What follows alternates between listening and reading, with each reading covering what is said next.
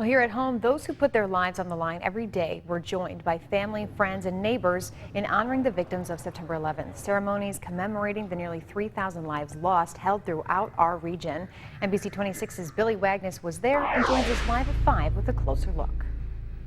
Holly, everyone remembers where they were when the Twin Towers were hit, and in the past 15 years, many have made the journey to visit the site and museum. Some people here in the region can even say they were there back in 2001, answering a call to help.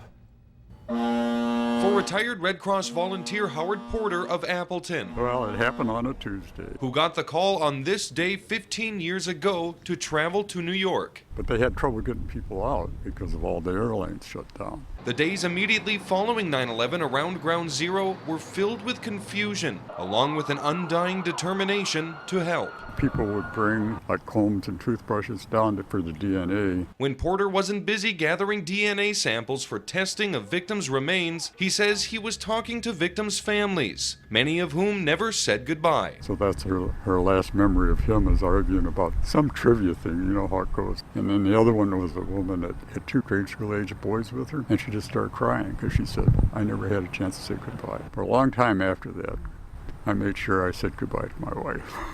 Among 9/11's victims, officials say 60 police, 8 paramedics, and 343 firefighters. Sometimes we do lose track a little bit on why we're here, and that's one thing that my eyes were open to. Little Chute firefighter Derek Van Derzen visited the 9/11 Memorial and Museum last week and says he was moved by responders' selflessness that day. He says his heart aches for the families of lost heroes. I'm lucky enough to be able to serve with my dad, and I have 2 uncles on the department, so when we get called out, which happens often on Christmas and Thanksgiving, there's a good chunk of our family that leaves, and it is a little scary. You never know when they get that call. If it's a car accident, if it's a fire, if it's anything, if you know what's going to happen. Are they going to make it home? It's a fear that can keep firefighters' wives like Kim Mulroy up at night. But on this anniversary, she and her 2 sons are also reminded of just how proud they are of their own hero. That he helps people in our community and he wants to be a good person like us. Pride that's being felt across the nation tonight.